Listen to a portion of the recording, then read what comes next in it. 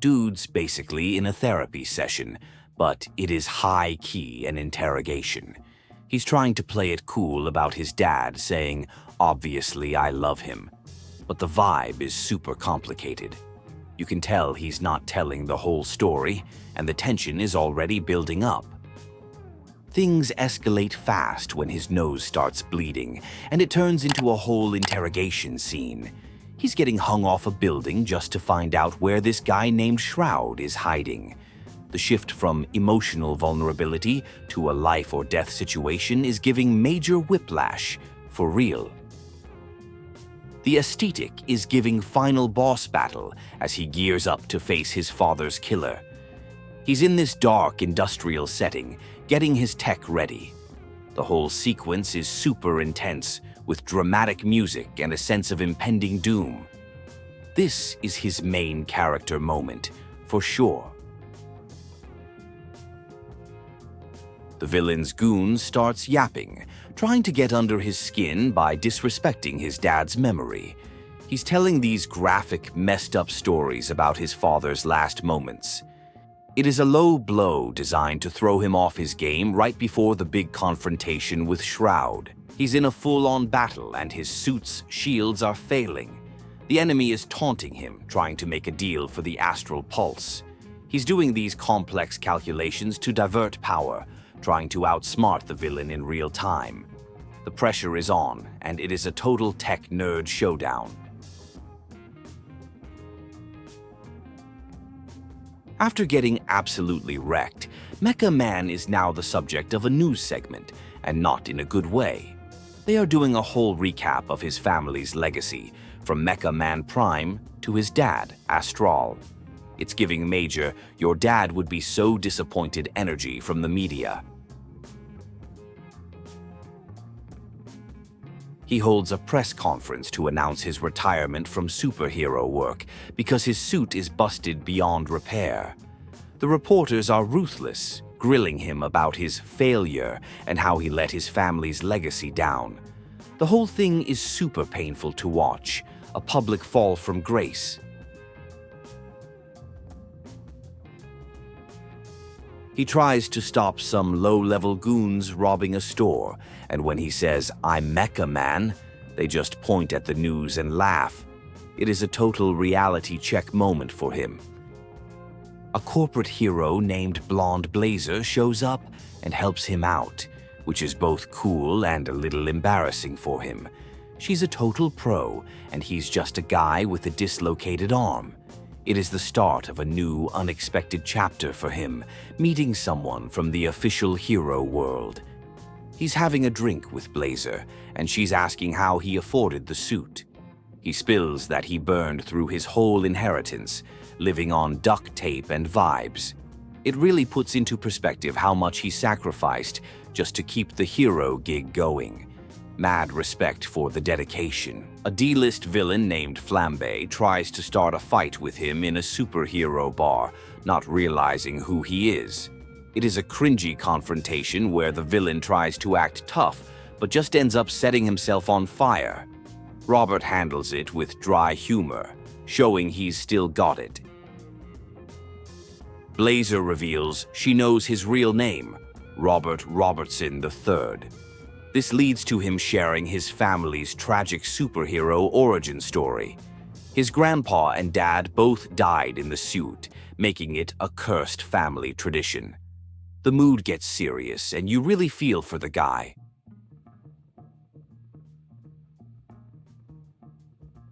Blazer finally drops the bomb.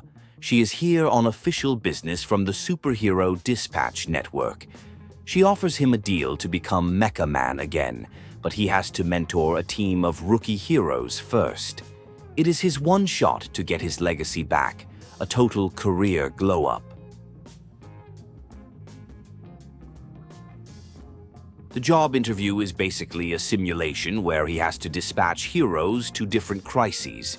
It tests his strategy and decision-making skills.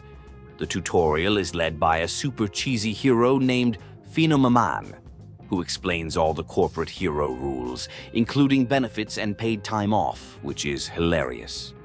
After acing the simulation, he officially gets the job offer. He's going to meet the team at the SDN offices the next day. It is a moment of hope after so much failure, and he finally feels like things might be turning around for him and his little dog, Bud. On his way to the interview, he meets this super awkward guy whose powers make everything wet, literally. The guy is a total mess and recognizes Robert as the dead Mecha Man. The interaction is pure secondhand embarrassment, but also kinda wholesome. A new hero in the making, maybe.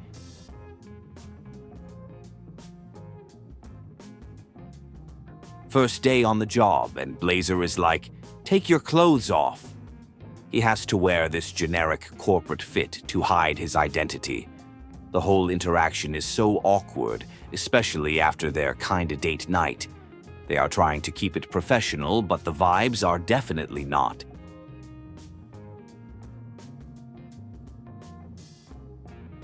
He meets Invisigal, a former supervillain who is part of the Phoenix program he's supposed to be leading. She is immediately sarcastic and unimpressed, calling him a washed-up dadbot. The tension between them is instant, setting up a classic rivals-to-friends dynamic, probably.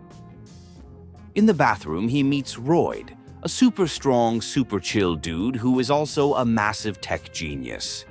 Royd is totally starstruck to meet Mecha Man and offers to fix his suit.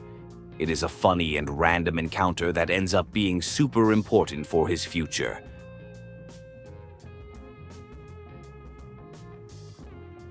He bumps into this old dude who turns out to be Trackstar, a hero from his dad's era who used to babysit him. The reunion is wild because Trackstar has aged like 50 times faster due to his powers. It is a heavy moment, seeing a hero's powers literally consume him. Chase gives Robert the rundown on his new team of reformed villains, and it is a wild roster. There is a fraudster who turns into a bat monster, an assassin, a tiny strongman, and more. He calls them a bunch of dangerous losers, setting the bar incredibly low for Robert's new gig. His first time on comms with the new team is pure chaos. They are all yapping over each other, making fun of him, and generally being unmanageable. It is clear this is not going to be an easy gig. This Phoenix program is full of main characters with major attitude problems. The dispatching job is going surprisingly well, despite the team's attitude.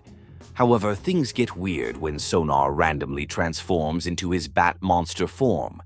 It is a sudden reminder that these are not just quirky heroes, they are genuinely unstable and dangerous, which adds a whole new layer of stress. A mission at a donut shop goes completely sideways. Invisigal, who was sent to investigate, ends up in a standoff with the shop owner, who grabs a weird energy weapon. She disobeys Robert's orders, leading to the client getting seriously injured and the suspect escaping. Total disaster. After the failed mission, Invisigal confronts Robert, and it is brutal.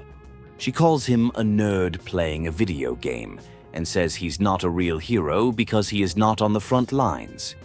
Her words clearly hit a nerve, exposing his biggest insecurities about his new role. Robert decides to change his approach. He tells Blazer and Chase that to lead villains, he needs to act like one. He demands their trust to handle the team his way, with tough love. It is a major turning point as he steps up to take real control.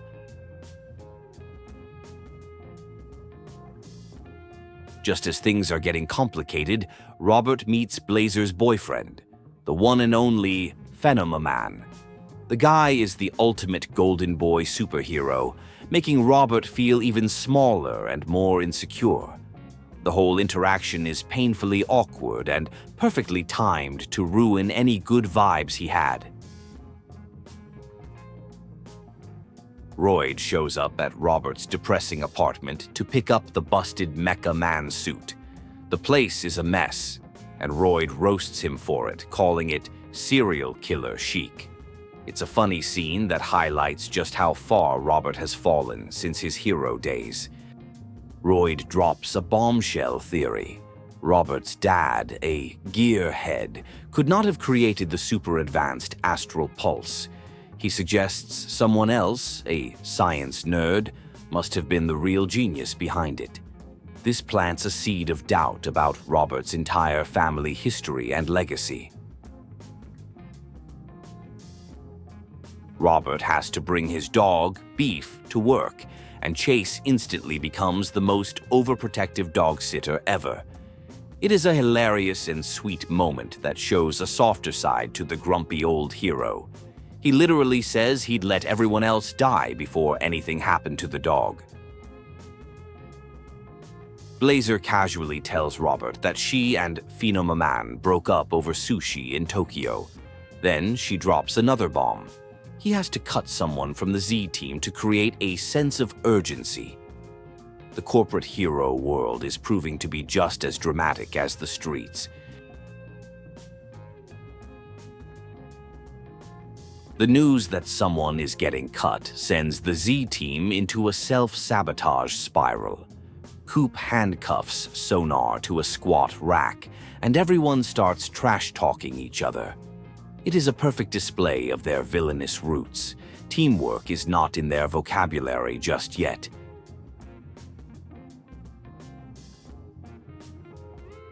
Robert calls a team meeting to address the cut, and it devolves into chaos until he takes control.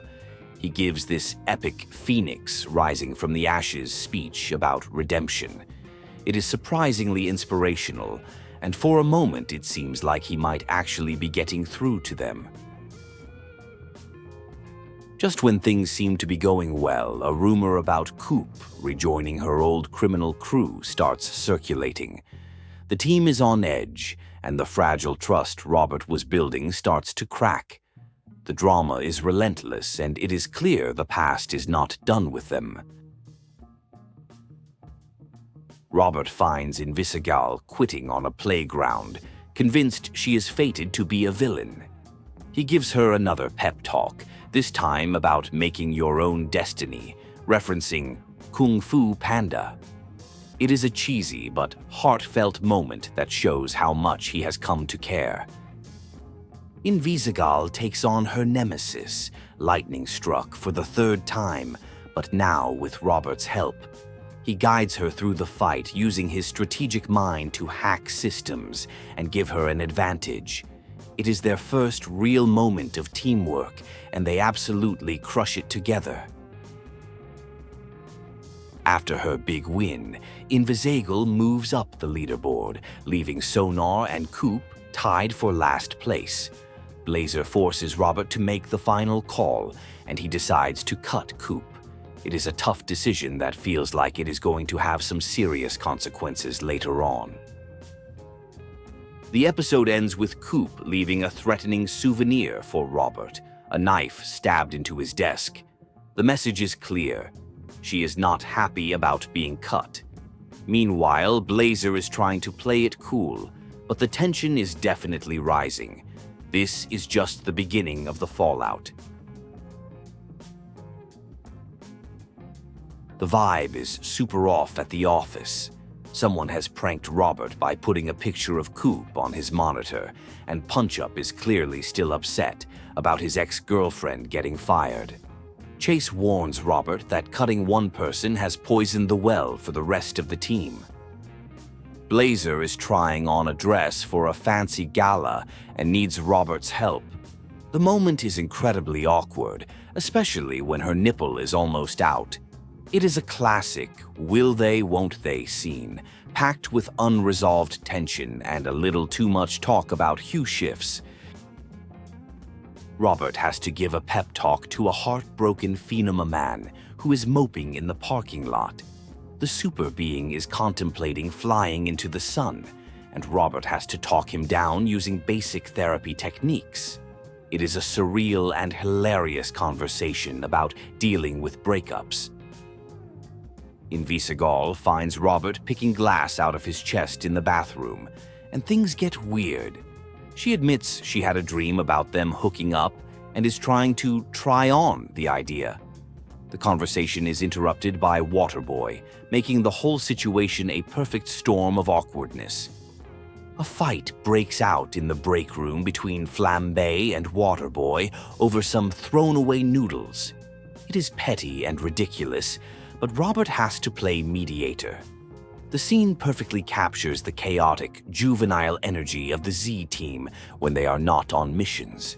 They are basically a dysfunctional family. Robert has to choose between Phenomammon and Waterboy to fill the open spot on the team. He picks Phenomammon, hoping to give the guy a distraction from his heartbreak. Blazer agrees, and it is official.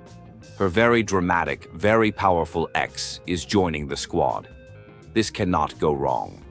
Phenomammon's introduction to the team is a disaster.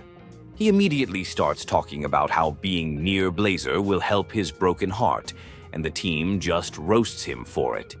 It is clear that bringing him on board is going to create a whole new level of drama.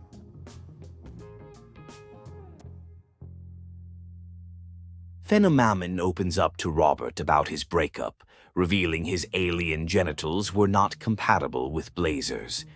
The conversation is bizarrely intimate and surprisingly deep, as Robert advises him to find a new passion. The two are slowly forming an unlikely and very weird friendship. Invisigal is watching a rom-com in a movie theater, and Robert decides to join her, buying a massive bucket of popcorn and snacks. It is their first real date, even if they do not call it that. The mood is sweet and surprisingly normal for two people with such chaotic lives.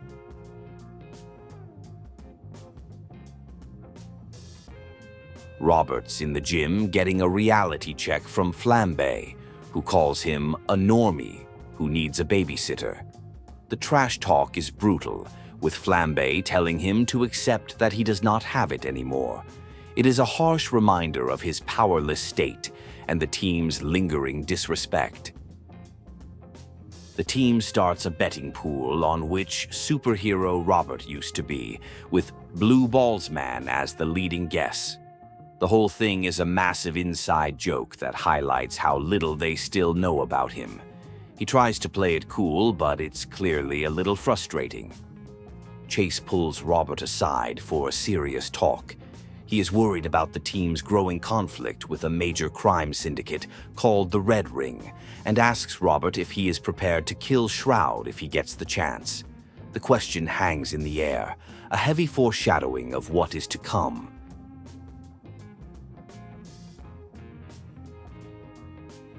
A city-wide blackout hits, and the office is thrown into chaos. It is an all-hands-on-deck situation, and Robert has to rally the team to handle the crisis. The sudden emergency amps up the pressure, forcing them to work together in a real, high-stakes scenario for the first time. After a grueling shift, the team decides to go out for drinks, and they actually invite Robert. It is a huge step for them, moving from dysfunctional colleagues to something resembling friends. The mood is celebratory, and it feels like they have finally turned a corner as a unit. At the bar, Robert is feeling the pressure from the team to prove he is not just some hero mark. They do not trust him, and the vibe is tense. Invisigal explains that they will always see him as the enemy until he opens up and shows them who he really is. The night takes a turn when Flambe, still holding a grudge, starts a fight with Robert. The rest of the Z team surprisingly backs Robert up, leading to an all-out brawl against the bar's other patrons. It is a chaotic, messy, but ultimately team-building moment. They are a real crew now. After the fight, Robert finally reveals his secret identity to the team. He is Mecha Man. The reactions are a mix of shock, disbelief, and for Flambe, pure rage. The reveal changes everything, solidifying their trust and officially making him their leader, not just their dispatcher. Following his lead, the rest of the team starts sharing their real names, like Courtney and Victor. It is a surprisingly vulnerable and wholesome moment for a group of ex-villains. They have finally dropped their masks and become a real team, bonded by their shared experiences. The team gathers to watch Robert test out his newly repaired suit. They are all betting on his old identity, and the mood is light-hearted and supportive. It is a massive shift from their early days of distrust, showing how far they have come. They are actually rooting for him. The suit test goes horribly wrong. The prototype power source overloads, causing a massive explosion that knocks Robert unconscious. The celebration turns to panic as the team rushes to save him. It is a devastating setback, proving that his return to being Mecha Man will not be that easy.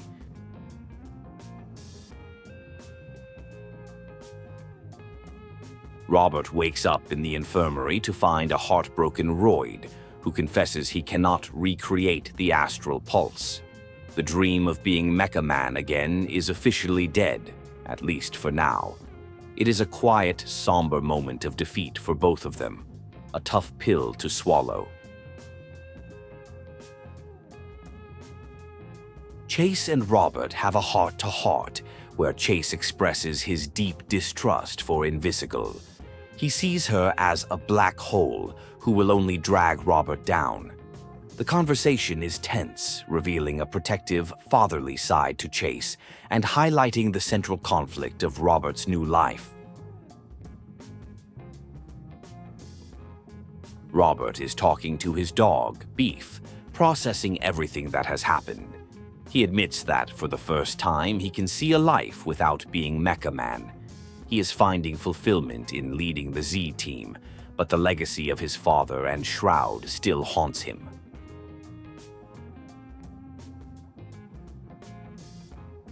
The team throws a surprise housewarming party for Robert to cheer him up. But the real surprise is their discovery. The astral pulse was not destroyed. It is just being passed around the criminal underworld. They have a plan to get it back, and the hunt is officially on. The plan to retrieve the astral pulse sparks a massive argument. Blazer and Chase think it is too reckless, while Invisigal and the team want to go immediately. The fight gets personal, with Chase calling Invisigal a dangerous criminal, which causes her to lash out and storm off.